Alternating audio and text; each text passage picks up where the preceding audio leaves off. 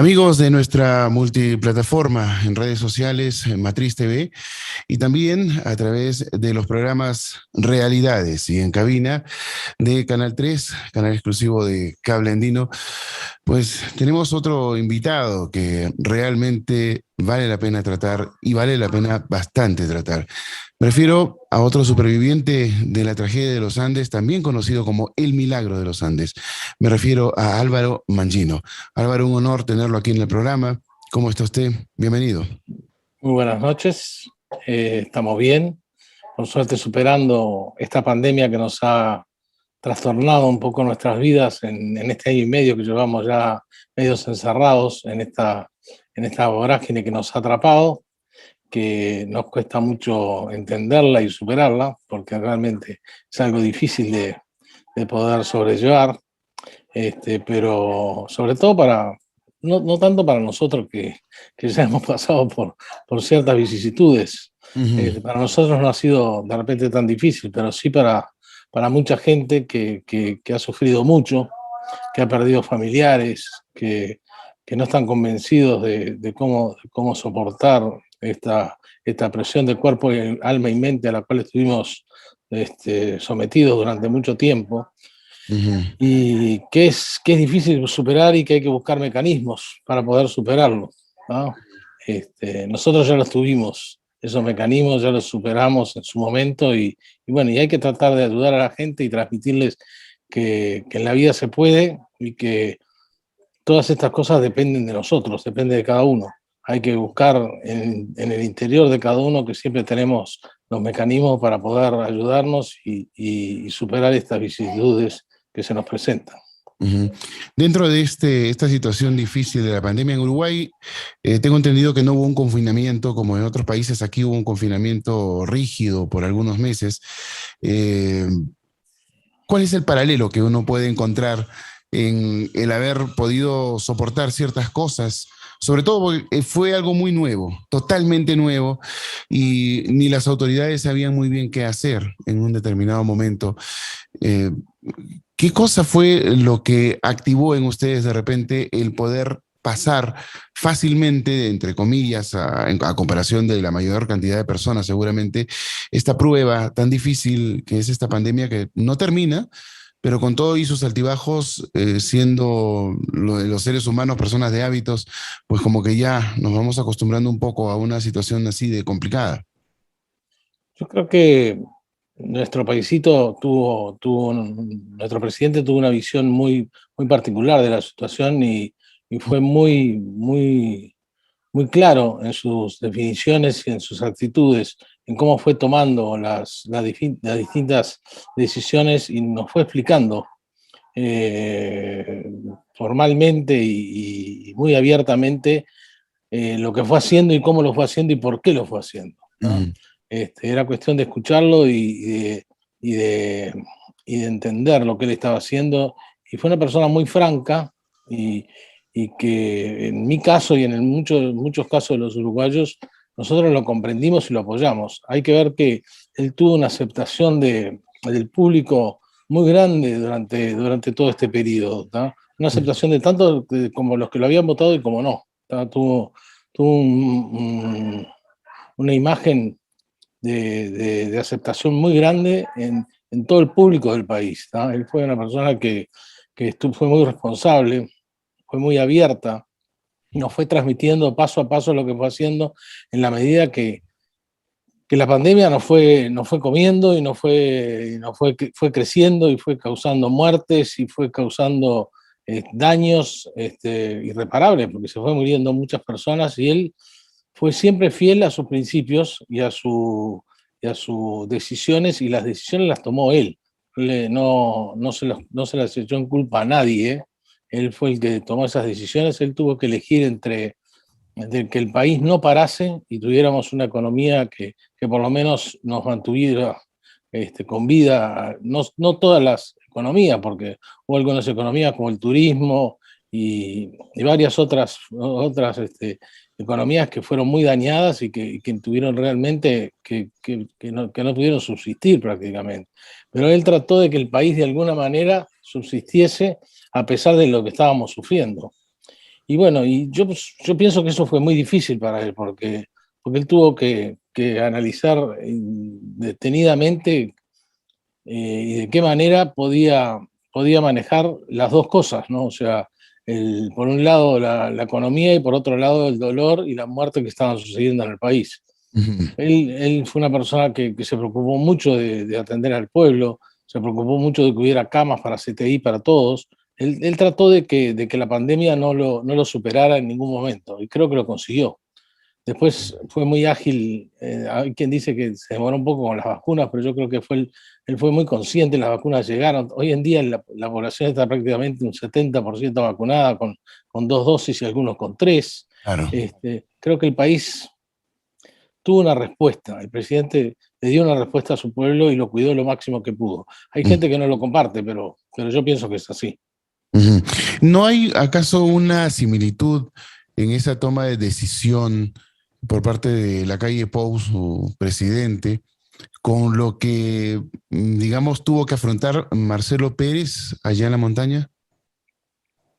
Marcelo fue el capitán y fue el que tomó junto con algunos de los mayores las primeras decisiones en esta historia, ¿tá? Ujú, Marcelo fue el responsable, él se sintió más responsable de lo que era, de lo que nos pasó. ujú, ¿Tá? Él sufrió mucho con la responsabilidad que él absorbió en esta historia. ¿Tá? Él no tuvo culpa de que el avión se cayera, ni creo que ni los pilotos tuvieron culpa. Creo que fue una equivocación, un error humano, pero creo que nadie quiere sufrir un accidente y morir en un accidente. ¿Tá?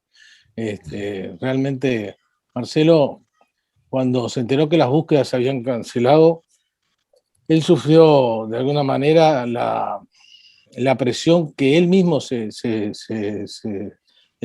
afectó con esa presión porque él se sintió responsable de lo que estaba sucediendo ujú, y de lo que estábamos viviendo, todo lo que estábamos alrededor de él, ¿no? Y ninguno de nosotros lo presionó para eso. Él mismo se autopresionó para tener esa responsabilidad que nadie se la recriminó ni nadie se le pidió que la asumiera. ujú, Pero junto con los más veteranos, con los que tenían más edad, fueron los responsables de hacerle frente a la primera crisis que tuvimos, que fue cuando se cancelaron las búsquedas. ujú, Y ahí el equipo que ya se empezó a formar en esos primeros días, que ya se hicieron las primeras expediciones, antes que nos enteráramos de la cancelación de las búsquedas, se fue formando un equipo que desde el primer momento fue pensando en cómo resolver todas las situaciones y buscando recursos donde no los había y ujú. buscando con inteligencia y con los pocos recursos que había la manera de poder subsistir y llegar al objetivo que era volver a nuestros seres queridos, que era el gran objetivo que teníamos, ¿no? Ujú, Era el objetivo que común que teníamos todos era volver a nuestros seres queridos, a nuestras familias. Eso ujú. fue lo que nos mantuvo vivos durante 72 días.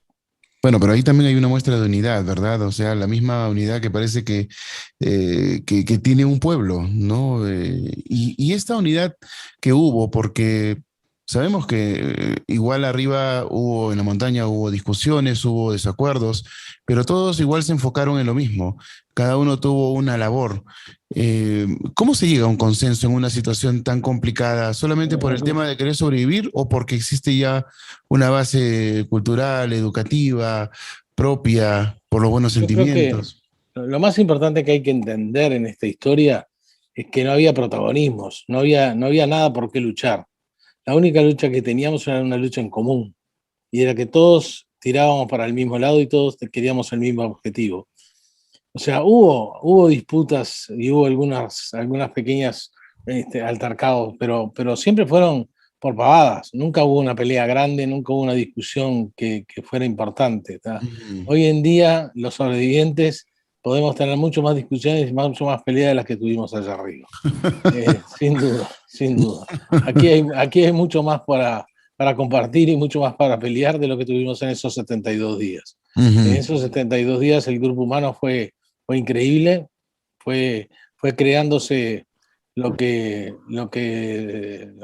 un amigo nuestro que hizo la Sociedad de la Nieve, que fue un escritor amigo, compañero de algunos de los sobrevivientes en el colegio, y fue el que creó ese libro, que es un capítulo de cada uno de nosotros, y creo que tal vez sea lo más importante que escribimos, todos juntos. ¿Ah? Y creo que eso representa un poco la diferencia de lo que existió allá arriba con lo que es la vida real. Lo que existió allá Claro. arriba es irrepetible.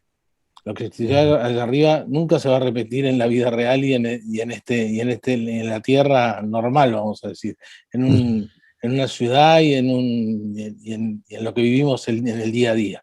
Lo que vivimos allá arriba fue único y no se va a volver a repetir. Y eso que es único sigue siendo único para nosotros. Sigue siendo esa sensación que tenemos los sobrevivientes entre nosotros es única.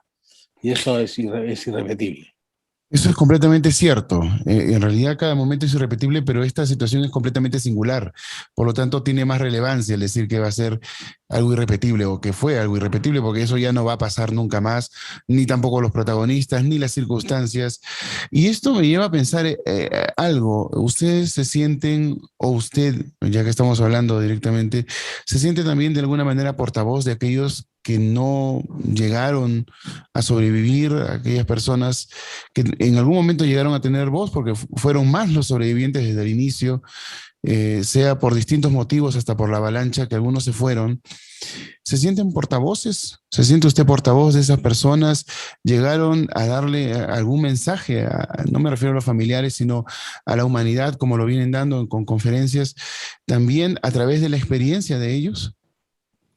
Yo creo que la responsabilidad que nosotros tenemos es transmitirle a las personas el por qué y para qué sobrevivimos. Y esa tal vez sea la respuesta de por qué sobrevivimos. Y creo que ahí está la respuesta a lo que nos hemos preguntado durante todos estos años, ¿por qué nos pasó lo que nos pasó? Porque creo que la respuesta está en transmitirle a la gente nuestra experiencia, transmitirles nuestra solidaridad, lo que es importante en, en nuestra vida, lo que hay que compartir, las cosas importantes, las pequeñas cosas de la vida que son importantes, que, que, que yo digo siempre que esta historia fue muy famosa por haber comido carne humana. Y lo sigue siendo. Es algo que llama siempre la atención. Y lo primero que te preguntan cuando das una conferencia, depende mucho de los países, pero te preguntan siempre qué gusto tiene la carne humana. ¿Y qué importancia puede tener eso frente a todo lo que vivimos? Cero importancia. Exactamente. Cero, cero. Pero es algo llamativo, es algo que la gente es morbosa y a la gente le gusta saber y la gente le da importancia a algo que, no tiene, que tiene cero importancia para la historia. Es lo menos importante.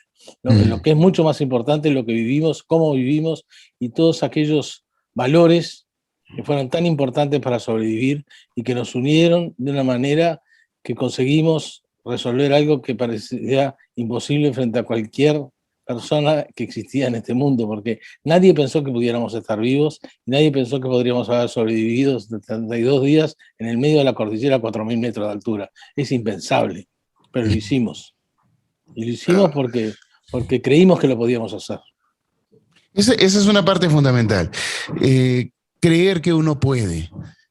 O sea, siempre que uno cree que puede, puede, o es más valioso creer que uno puede por la autoconfianza, por saber que uno realmente puede avanzar más a pesar de no conseguir una meta. Hay mucha gente que se frustra cuando cree que puede y al final no puede. Eh, ¿Qué cosa podría usted decirle a estas personas después de haber remontado tantas cosas, de haber tenido esta experiencia irrepetible?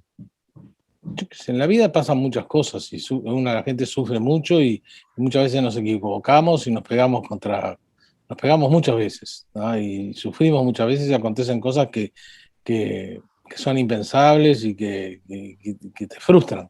La vida no es una frustración constante, pero uno tiene muchas frustraciones. Pero por eso no te vas a dejar dar el brazo a torcer, hay que seguir para adelante. Yo siempre digo que hay que ser optimista y que siempre hay que pensar que se puede.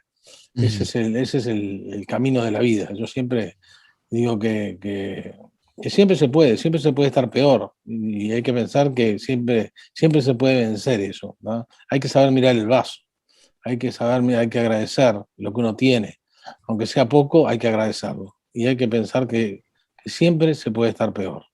Ujú. Bueno, y también se puede estar mejor. Ayuda por un lado y ayuda por el otro, ¿verdad? El tema de la Exactamente, automotivación exactamente. es fundamental en este aspecto. ¿Cuánto tiempo le tardó a usted situarse en el momento de la tragedia, en el momento del accidente?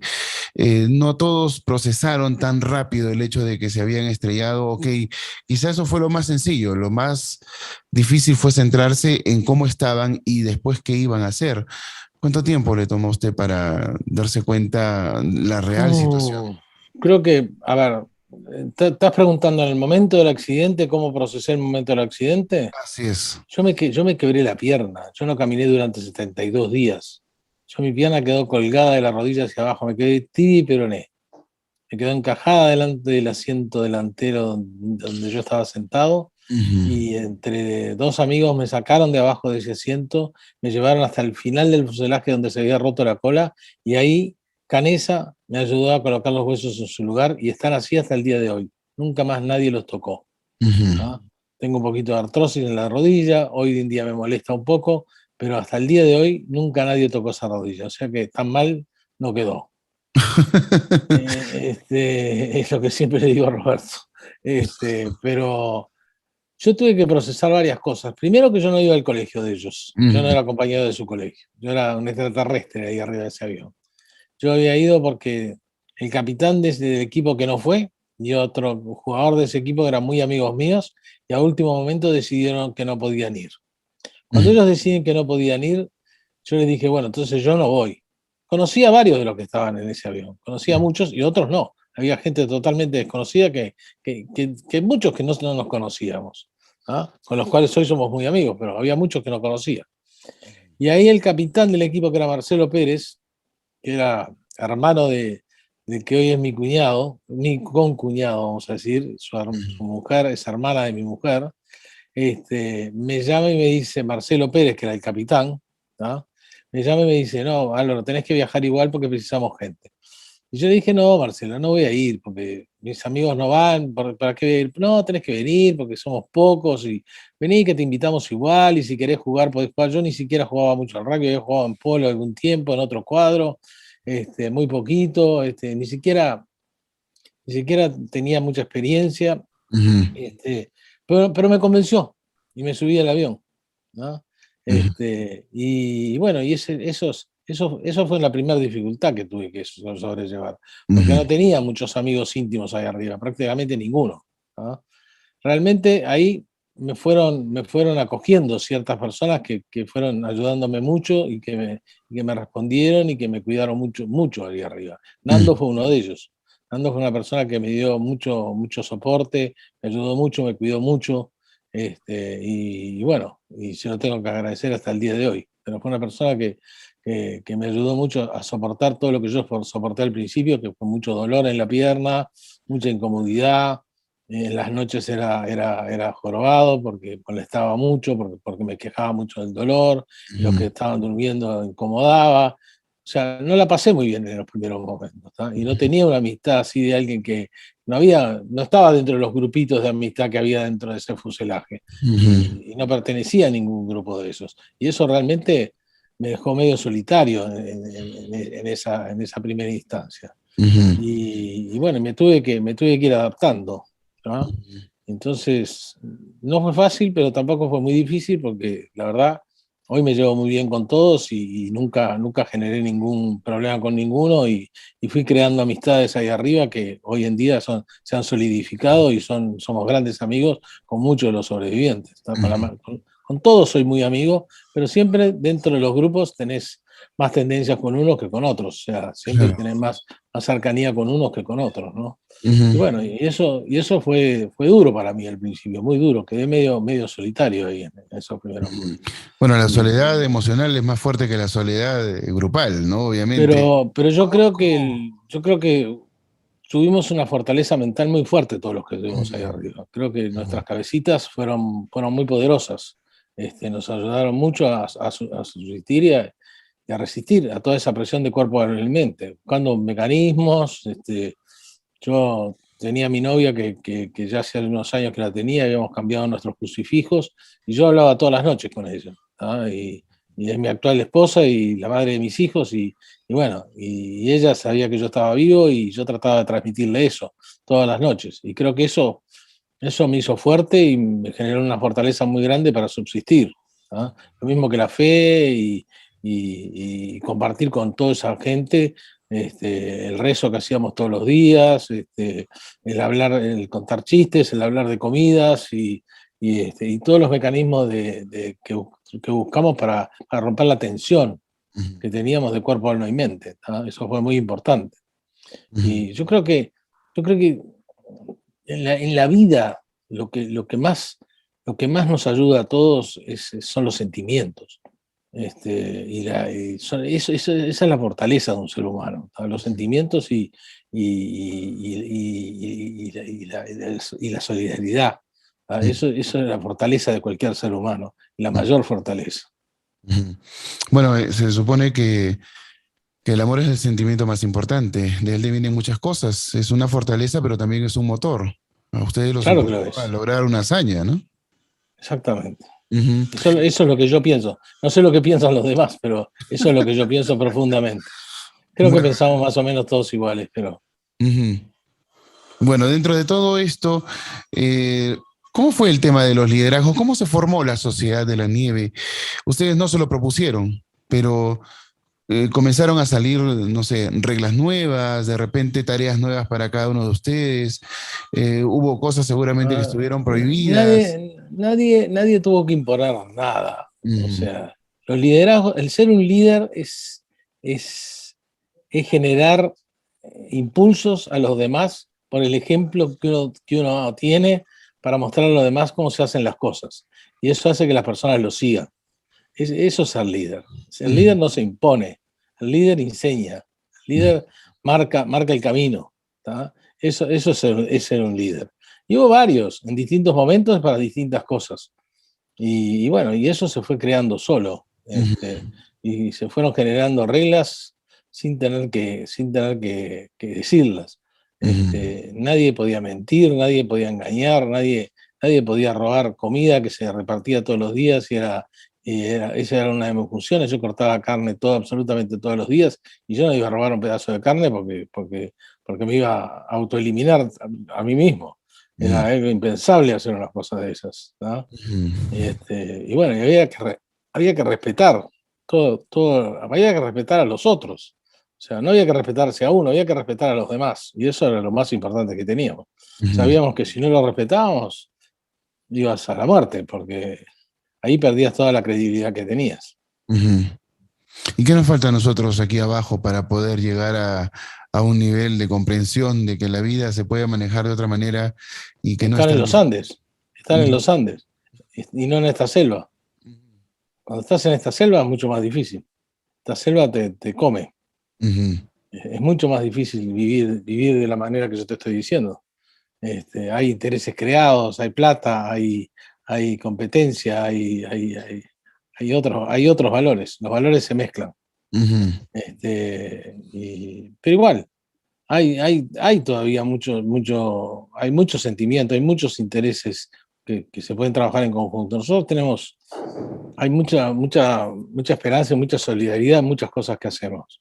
ujú, Todavía hay mucha ayuda, acá hay mucha esperanza todavía para ayudar a mucha gente y en el club, en el Christian, existe mucho eso. ujú, Hay muchas cosas que se hacen que se ayuda a muchas personas, somos muy solidarios y yo no fui al colegio, pero soy parte de esa cadena, soy parte de ese grupo, mis hijos sí fueron al colegio y mis nietos sí van a ese colegio y bueno, y soy parte de ese grupo hoy en día. ¿Tá? claro. Y es un grupo muy solidario, ¿no? Ujú.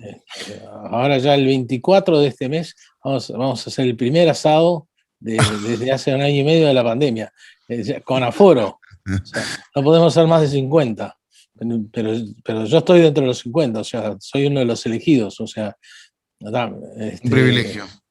No, es un privilegio, sí, claro que Ujú, sí. El que ujú. organizó el asado me llamó y me dijo, apuntate ahora porque si no quedas afuera. O sea, y bueno, está, y no soy exalumno, pero sí soy uno más. A nadie me dice que no soy exalumno. Claro. Soy uno más. No todos los sobrevivientes que no fueron al colegio son iguales, ¿eh? No son muchos los que participan como yo en eso. El Comprendo. sábado fui al club por primera vez, se abría el club para ver un partido de rugby. Llevé a mi nieto y a un amigo de mi nieto a ver el partido, ¿no? También estaba aforado y bueno, y tuve el privilegio que uno de los socios del club me dio la llave para poder aforarme y entrar con mi nieto al club. Y eso son privilegios que tengo por haber participado de muchas otras cosas, por Claro. ser solidario para el club. O sea, eso te lo ganás, eso no te lo llevas gratis. Claro. Eso es parte de la comunión que tenés con toda esa parte y toda esa comunión que hay entre los exalumnos, ¿no? Ser parte de eso es un privilegio. Sí, pues es la verdad. Hay cosas en la vida que no se las gana, no todas. Se las gana por esfuerzo, otras se las gana pues por otras cosas que uno no se entera y termina siendo un regalo.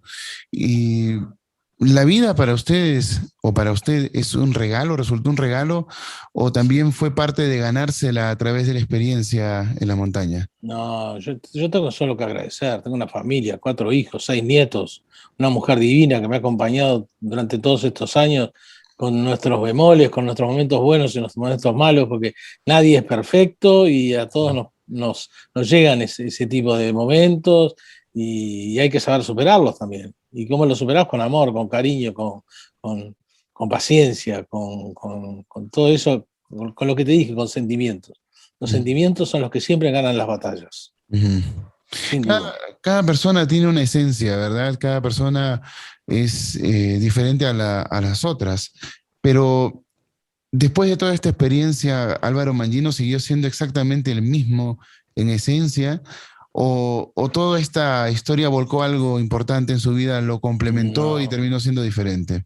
yo he cambiado mucho. Yo soy mucho mejor persona hoy que hace unos años. Ujú, He ido cambiando mucho, he ido cambiando mucho. ujú, Me he ido fortaleciendo, he entendido todo lo que te estoy contando, lo he ido entendiendo en el camino de estos años. ujú, No lo aprendí de un día para el otro. ujú, Esto no se aprende de un día para el otro. La vida es complicada, la vida es difícil. Entender todo esto que te estoy contando lleva su tiempo. ujú, No es fácil, no es fácil, ujú, no es fácil. Hay que entenderlo, hay que masticarlo, hay que saber sacarlo para afuera, hay que saber decirlo, hay muchas cosas, hay muchas cosas. Hay que saber expresarse, hay que sentirlo, hay que saber ayudar al prójimo, hay que entender toda la importancia que tiene eso, porque eso hay que sentirlo, eso no hay que hacerlo, eso hay que sentirlo. No es solo por dar, hay que sentir por qué estás dando, hay que sentir que querés ayudar. Eso es también como dar parte de uno mismo a cada instante. Exactamente, exactamente. ¿Y por qué esa entrega a usted le pueda parecer? No sé, me imagino que resulte tan difícil para tanta gente. Porque hay quienes sí lo son así, por naturaleza, otros por vivencias, por experiencias que han tenido, pero hay mucha gente que suele ser más individualista o egoísta o indiferente en todo caso. ¿Qué hace falta para que la gente deje de ser así? Aprender lo que yo aprendí. Hay que mirarse, hay que mirarse. Mm, Hay que sentir lo que uno puede ayudar y lo que uno puede. Yo conozco tanta gente tan mm, generosa que me han enseñado tanto en esta vida, pero gente que es generosa de verdad, gente que tengo amigos que son parte de toda esta historia del colegio que tienen chicos de canteriles que los tienen viviendo en sus casas ujú, y que los llevan a trabajar a restaurantes y que los ayudan y que han hecho obras sociales enormes, de las cuales yo tengo una participación muy pequeña, pero los ayudo en todo lo que puedo. Pero hay gente que es mucho más generosa de lo que yo soy y que han hecho cosas maravillosas. ujú. Comprendo. Hay gente que tiene un corazón enorme y que tienen una bondad que es inigualable, que no tiene límites. Ujú. Yo estoy lejos de eso todavía. Sigo aprendiendo todos los días. Eso es importante, aprender todos los días, darse cuenta, ser consciente de que hay muchas cosas más por aprender y que Pero por favor, Así es. Bueno, es que hay gente Hay que cree mucho que más para sabe dar. todo. Ese es el problema, ¿no? Y son los que más resaltan. En cambio, a mí me parece fantástico. Después de toda una experiencia de vida tan fuerte como la que le tocó vivir, siga siendo una persona tan sencilla como cualquier otra y que tenga la humildad de decir que todavía le falta aprender, ¿no? ¿Cómo comienza a descubrir que esta es una seguidilla de aprendizaje, más allá de lo que uno siempre sabe, ¿no? Yo no he vivido estas cosas, mucha gente no ha vivido lo que usted vivió y decimos, no hemos aprendido todo, nos falta aprender, de todo se aprende, pero creo que después de una experiencia como esa, uno comienza a darse, se abre la vida y se abren los ojos hacia otras cosas. El entendimiento es completamente diferente, Y uno va pero... aprendiendo con los golpes que uno recibe en la vida, Mm, con sensibilidad, con las cosas que uno va viendo, con las vivencias que uno tiene, aprendiendo con la gente que está al lado de uno, participando con esas personas, que esas personas te llamen para colaborar con ellos, que, que te hacen participar, que te hacen sentir bien con lo que estás haciendo, no sé, es que la corriente, que te dejes llevar por la corriente, ujú, que te dejes llevar por los que son más generosos que tú y que los acompañes ujú, y que aprendas a cómo compartir todo eso. ujú. ¿Y cómo uno puede llegar a librarse de una culpa sin ser culpable? Si fuiste culpable no te vas a liberar nunca. Tenés que Ujú, transmitírselo a alguien que te libere. ujú, No te lo guardes. ujú. Claro. Esa pregunta en realidad a mí me ha nacido en este momento porque recordé el documental de la película del año 92, en la que usted habló de que le tardó muchos años darse cuenta que no era culpable o que no se sentía, que dejar de sentirse mal después de todo lo que había pasado. Y que de pronto pasó un día en que ya no se sintió así. Eh, En realidad ¿Cómo es ese no es proceso? culpabilidad, en realidad es cuando recién volvimos Ujú, y veíamos a los padres de la gente que había muerto y nosotros no, uno se sentía un poco la palabra no es culpable, uno se sentía un poco como egoísta, como que, ¿por qué a mí sí y a ellos no? Entonces, y uno los veía llorando a todos esos padres por sus hijos y uno estaba bien y se había salvado y era como un remordimiento, como que había cierta injusticia en lo que había pasado, ¿no? claro. Entonces, era un poco como de vergüenza, era rara la sensación, Ujú. era rara la sensación, era Era como, cargar una responsabilidad exactamente, que uno no exactamente. conocía, ¿no? Es una especie de, sí, yo comprendo exactamente lo que está diciendo, pero ¿cómo zafarse de eso, ¿no? Porque le tardó algunos años. Era como una deuda, era como una deuda que había que pagarla, ¿tá? Claro. Y bueno, y yo demoré 30 años en pagar esa deuda porque cuando me sentí liberado de todo eso y empecé a hablar de lo que me había pasado y empecé a contarle a la gente y tenía una retribución de toda esa gente, me sentí liberado de todo eso, porque realmente ahí fue cuando entendí que, que lo que habíamos hecho era algo impensable y que le hacíamos mucho bien a mucha gente contando lo que nos había pasado. Y le Ujú, cambiábamos la vida a mucha gente. Yo he claro. dado conferencias en varias partes del mundo, muchas, no demasiadas, hay gente que ha dado muchas más, pero es reconfortante todo lo que te dicen después que terminas de darla. ¿No? Es reconfortante lo que te aplauden, es reconfortante lo que te agradecen. Es como que te llena, no el ego, porque yo no tengo ego por lo que me pasó, lo que tengo es agradecimiento por lo que puedo hacer sentir a la gente y lo que puedo mejorar la vida de una persona. Hay Ujú, personas que te agradecen. ujú. Bueno, por eso la pregunta fue cómo liberarse de la culpa sin ser culpable, porque en realidad, ¿cómo Así. encontrarles culpa a ustedes, no? Después de todo eso, en realidad fue una historia de supervivencia. eh, pero ¿cuáles fueron las palabras que les dijo el padre Rojas allá en San Fernando para que quedaran grabadas y de esa manera poco a poco fuera procesándose todo esto? Yo no recuerdo las palabras exactas, tú me las vas a decir mejor que yo porque te acordás perfecto de cuáles fueron, pero sé que lo que nos dijo que no nos sintiéramos culpables de nada de lo que había sucedido. Ujú, Y hasta el Papa nos mandó una mensaje de como de que no tuviéramos culpa de lo que había sucedido. Lo que Ujú. habíamos hecho, no nos dijo que estaba bien, pero de alguna manera nos perdonó por lo que habíamos hecho y nos dijo que no sufriéramos por todo lo que habíamos sufrido y lo que habíamos pasado. Eso fue en definitiva lo que nos dijeron. Ujú. Bueno, yo quería tocar un poco este tema, no solamente porque me nació en el momento, sino básicamente también quería enfocar un poco este asunto porque hay mucha gente que lleva cargas que no debería de llevar.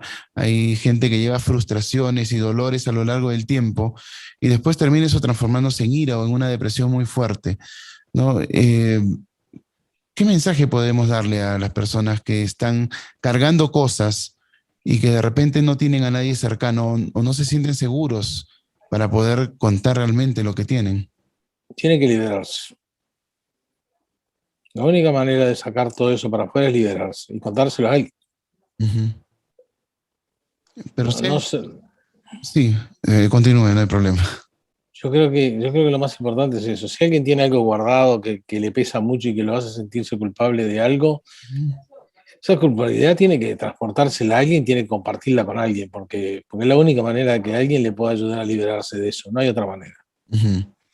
Ustedes no llevaron una terapia, no llevaron un tratamiento. Nunca. Yo sé que no lo hicieron. ¿Cómo lograron ustedes salir solos de todo esto? Eso es una interrogante muy grande porque ciertamente tampoco existe un caso previo como para que existiese una experiencia también para los profesionales en lo que es la salud emocional. Eh, pero ustedes salieron y hoy en día no están cargando un tema de traumas, no sufren de pesadillas ni Un cosas de ese tipo. profesional un día nos dijo que la psicología y que el tratamiento lo habíamos hecho allá arriba de nosotros mismos.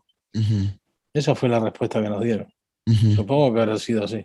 Bueno, me parece bastante inteligente la respuesta, la verdad, porque crearon toda una sociedad de más personas, quedaron 16, pero fue una sociedad Es que básicamente. nosotros compartimos todo lo que hicimos, lo compartimos. O sea, no teníamos nada que ocultarle a nadie. Lo Ujú. compartimos y lo decidimos en conjunto y lo decidimos todos juntos.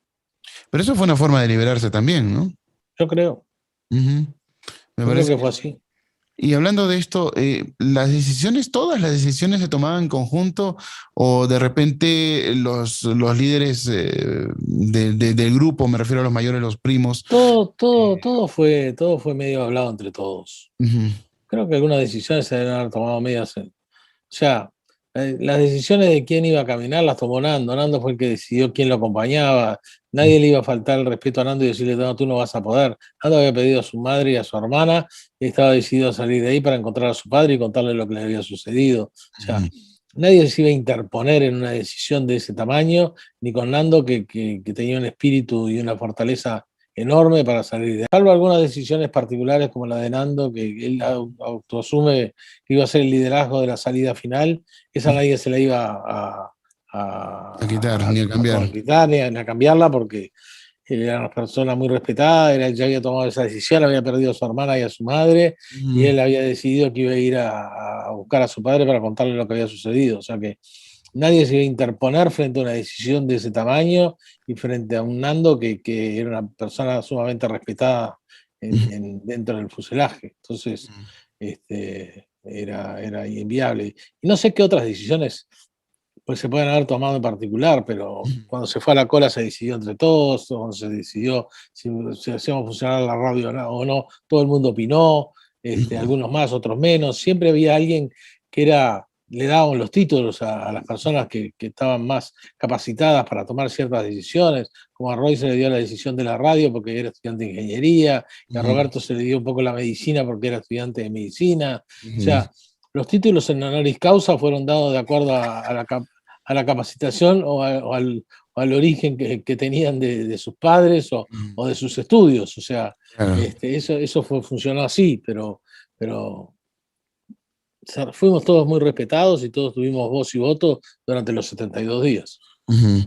En la película se ve una oposición quizá a una de las decisiones más difíciles, que fue la de comer la carne humana. Eh, ¿Hubo realmente varios de ustedes que se opusieron en un inicio?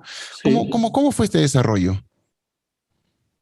eso fue un cónclave que se hizo, una reunión que se hizo en la cual Fue difícil, hubo oposición y estudios de, de todo lo que nos podía suceder por tomar una decisión de ese calibre, Ujú, desde el punto de vista religioso, desde el punto de vista humano, desde el punto de vista este, legal, ujú. evaluamos todas las posibilidades de lo que nos podía suceder por tomar esa decisión.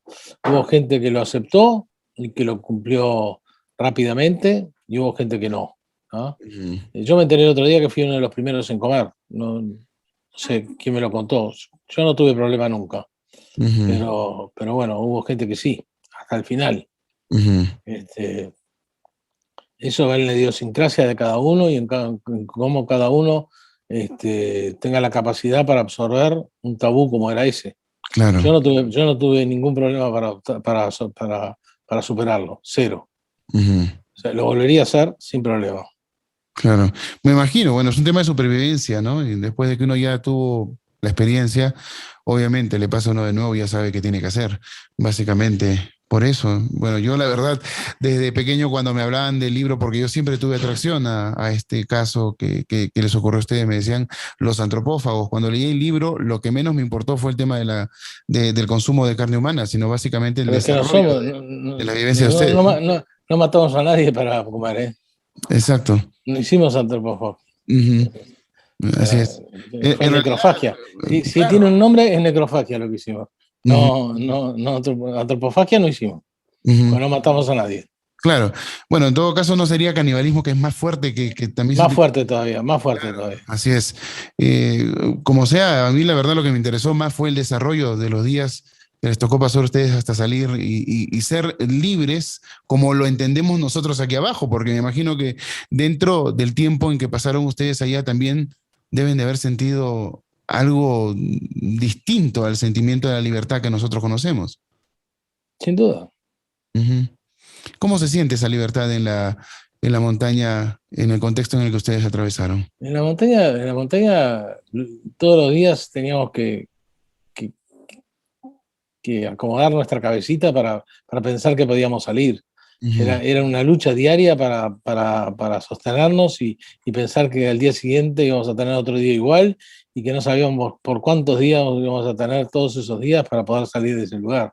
O ujú, sea, era una lucha diaria y difícil. ujú. Y dentro de este tiempo hay un grupo de ustedes que lo ven, que encontraron un espacio de espiritualidad muy fuerte, que sintieron la cercanía de Dios, y hay otros que creen que esto fue más un esfuerzo humano, sin desmerecer tampoco la divinidad. Yo, ¿Cuál fue su punto? yo creo que es una mezcla. Ujú, Yo creo que es una mezcla de las dos cosas. Yo creo que nosotros hicimos un gran esfuerzo y que Dios hizo el resto. Pero ujú, también en algún momento nos sentimos muy abandonados, porque cuando lo de la avalancha es inentendible cómo después de haber pasado lo que habíamos pasado, de haber sufrido el accidente, de haber tenido que resolver todo lo que habíamos resuelto de la comida, de haber puesto la casa en orden, sufrir una avalancha como la que sufrimos y que mató a 8 personas más, es inentendible cuál era el castigo que nos estaban dando, qué era lo que habíamos hecho mal para sufrir un doble castigo como estábamos recibiendo. Un ujú, momento muy duro y muy difícil de superar, ujú, pero también fue algo que nos hizo sentir más fuertes y pensar con más energía que de ahí vamos a salir de cualquier forma. Pero bueno,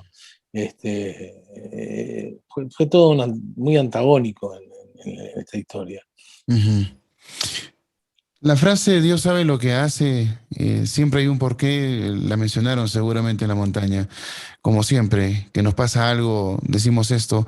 En retrospectiva, a ese tiempo, a este tiempo, ¿usted qué cosa cree que fue lo que hizo Dios sabiendo que tenía que hacer para ustedes? Yo siempre digo que nosotros hicimos todo lo que podíamos hacer y que él hizo el resto. Ujú, Creo que alguien puso una manito ahí para ayudarnos y para que pasaran las cosas como pasaron. Y creo que ese fue él. ujú, Pero fue durísimo igual. ujú, Fue muy duro. ujú.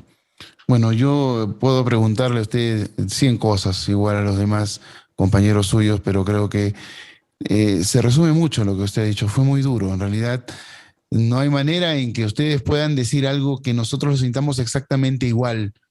pero No, sí es inimaginable lo que pasamos. ujú, Yo puedo hablar toda una noche y ustedes no van a llegar nunca a lo que pasamos, y a lo que sentimos y a lo que sufrimos. Es ujú, inimaginable, es ujú, irrepetible, es impensable. ujú. Es imposible transmitir ni un minuto de lo que vivimos ahí arriba.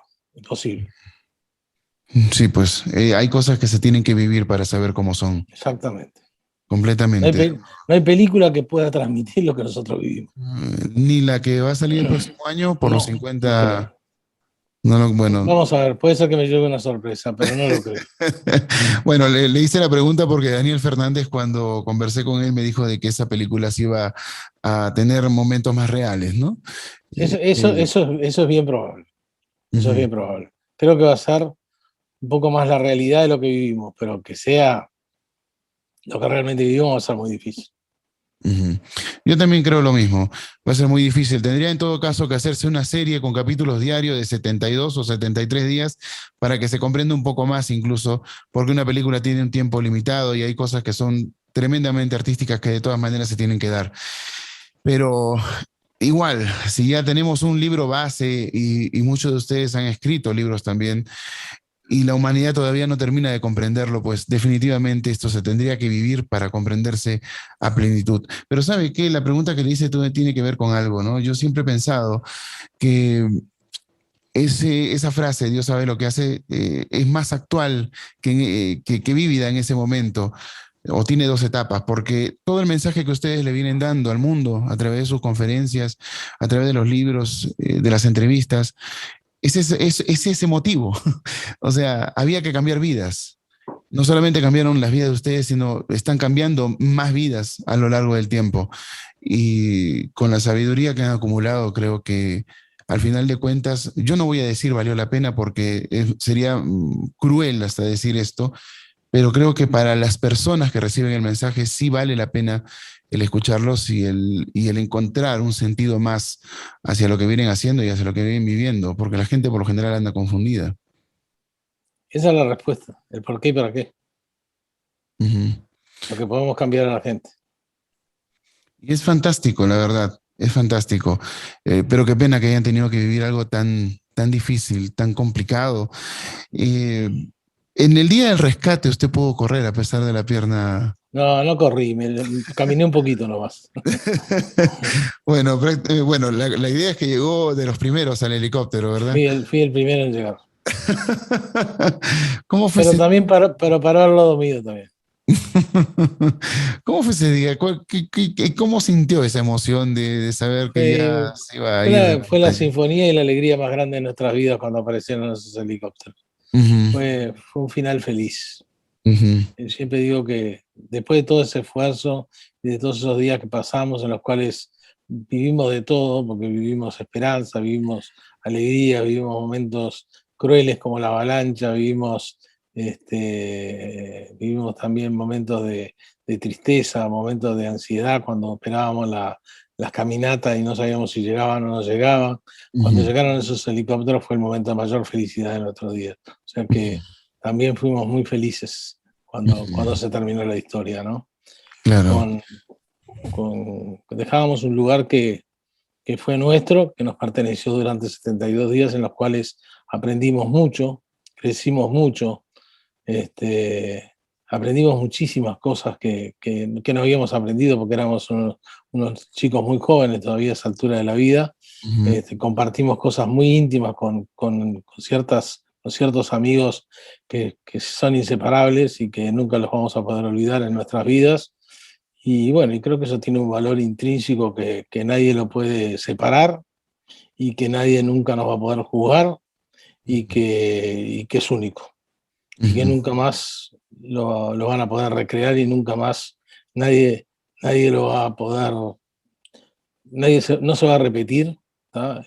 Y ujú. espero que no se repita porque fue de las cosas más duras que vivimos en nuestras vidas, ¿Qué momento fue el más duro ahí en la montaña? la avalancha. Fue el más complicado para ustedes. Para Después, mí, después de un golpe, el remate, algo así como eso. para mí, sí, Sí, no comprendo. sé para el resto. No, no, claro, es que Cada, La- Cada uno tiene sus exacto, sentimientos. exacto. ¿Qué es lo que golpeó más fuerte, no? La avalancha. Me imagino que sí, por estar, por todo lo que pasó en la avalancha, más los días, estar prácticamente tullido dentro del avión en un poco espacio, con nieve. No solo fue eso, Ujú. la tristeza de perder 8 personas. Claro, claro. No Eso lo fue quise mucho peor. mencionar, solamente por eso dije, con todo lo que conlleva, ¿no? Pero en realidad fueron muchos factores. Pero eso de perder 8 personas en Eso solo fue lo minutos. peor, eso fue lo peor. Ujú. ¿Cómo lo rescataron en esa avalancha? ¿Cómo A pasó ese mí, momento? Sí, ¿cómo pasó ese momento? yo estaba en una hamaca, a mí no me tapó la nieve. Ah, o sea, estuvo como con el Vasco de Chavarren y también Yo estaba junto con el Vasco y con Arturo. con Arturo. Ajá, Exacto. claro. Estuvo allí. Entonces, entre ustedes, pues, más bien comenzaron a rescatar a los No, compañeros. yo no podía, yo estaba tapado por nieve y por todas las tapas que tapaban el avión en el fondo y con la pierna quebrada. Así que imagínate que no podía hacer nada. Claro. Entonces, Fue Roy el que empezó a rescatar gente. ya. Roy fue el que comenzó. ¿Ayudaron el Vasco, Arturo también o ellos también No, solamente? ellos estaban totalmente inhabilitados, peor que yo estaba. Ujú. Ellos no podían moverse. Yo estaba ahí de casualidad, yo dormía ahí muy poquitas noches. Ya, comprendo. Bueno, debe de haber sido difícil pasar todas las noches posteriores también con el temor a que otra Pero avalancha. después bajé de ahí, no me quedé ahí. Ujú. Tremendo. Es una situación muy difícil, la verdad, ¿no? Sí. Eh, ¿Cómo comparar esa cordillera con las otras que uno vive ya en la ciudad? No, cada cordillera es una cordillera que uno tiene que pasar. Pero esta fue la peor, sin duda. Ajá. Esta es la peor. Eso da más fuerza, me imagino, ante otro tipo de situaciones. Sí, sí, pero hay que superarlas también. Ujú. Debe ser muy complejo, la verdad. Debe ser bastante difícil. ¿Cuánto tiempo se tardó usted en olvidar el modo de vida que llevaron en la cordillera, adaptarse nuevamente a la No sociedad? lo recuerdo, pero fue bastante tiempo. Pero no fue fácil adaptarse. Ujú, Nos llevó un tiempo. No me acuerdo cuánto, pero nos llevó un tiempo. ujú. ¿Qué fue más difícil? Al principio extrañábamos a los amigos, extrañábamos el ruido, extrañábamos los ruidos que tenían en las casas, extrañábamos todo. Ujú, Después nos fuimos acostumbrando, pero al principio extrañábamos todo. comprendo. Son golpes emocionales muy fuertes. ¿Qué tan duro fue la conferencia de prensa? Fue No muy estuve, complicado. Ah, no estuvo en la conferencia de no prensa. estuve, yo me vine antes, Ujú. pero Bueno, la ya. vi, así que la sufrí igual. Este, la vi. Se esperaba pues ese escarnio de la prensa, ¿no? Y la prensa sensacionalista que nunca falta. Pero Eh, la conferencia fue muy respetada. Ujú, En la conferencia no hubo ningún sensacionalismo de nada. ujú. Bueno, en buena hora su compañero Pancho Delgado abordó el tema de manera frontal, ¿no? Antes de que la prensa también. De una manera maravillosa. Sí, pues, en realidad que sí. Y hoy en día está rindiendo el homenaje también a los compañeros a través del vino Numa, ¿verdad? Numa es un vino. Ujú, Los vinos se llaman Valle de las Lágrimas, ujú, ¿ah?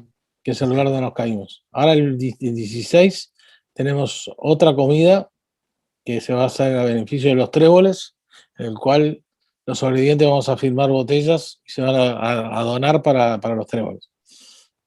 Esas botellas van a ser otras botellas, no van a ser Numa. ujú. Numa fue una botella que se hizo para homenajear a todos los que no volvieron. Numa fue el Claro, último a morir, sí. pero el Numa es una botella, un vino de varios que hago. Hago varios vinos. Ujú. Bueno, la verdad es que yo lo mencioné porque es cierto, o sea, no es fácil dar un homenaje y hacerlo como usted lo ha hecho es algo que a mí me parece fantástico, ¿no? Sobre todo también cuando vi esto de la información del vino El Valle de las Lágrimas, con la cantidad de estrellas en el cielo, el perfil de su esposa también en la etiqueta, y bueno, al final de cuentas, son sentimientos que uno va a guardar toda la vida pero yo lo que resalto es la nobleza que se ha tenido a través de esto. Yo le digo siempre, ustedes escribieron libros, yo hago vinos. Los libros se venden una vez, los vinos se venden todos los días. Es cierto, y el recuerdo se mantiene vivo también, ¿no? Exactamente. Es espectacular todo esto. Bueno, la verdad, a mí me ha dado un enorme placer haber conversado con usted. Ojalá podamos Igualmente. conversar más adelante. El mensaje que quisiera que de repente dé al final es hacia la valoración de la vida y también hacia el hecho de cómo poder tener muchos líderes y que no se quiebre un proceso de liderazgo en cualquier situación de la vida humana, sea en el trabajo, sea en los estudios, sea en la misma casa. ¿Cómo se puede mantener eso? ¿Cómo se puede valorar la vida ante distintas situaciones duras? Yo creo que la vida hay que vivirla con toda la intensidad que uno pueda y uno tiene que valorar la felicidad. Y la felicidad es algo que no se compra, es algo que se merece. Y para merecerla hay que entender cuánto más importante es dar que recibir. Y ese es el mensaje que les voy a dejar. Fantástico, la verdad que fantástico. Agradezco su atención, la humildad que tiene y obviamente es maravilloso conversar con una persona que tenga un nivel de sabiduría como la suya. Le Muchas agradezco gracias. mucho haber estado aquí con nosotros y como le dije, espero que no sea la única vez que conversemos, sino también más adelante podamos nosotros dialogar. De repente se da esa oportunidad. Dios lo permita así. Bueno, a las órdenes, un gusto. Muchas gracias. Estuvo con nosotros Ahora, Álvaro Mangino, superviviente de la tragedia de los Andes, también conocida como El Milagro de los Andes. ok, muchísimas gracias. Buenas noches. Buenas noches.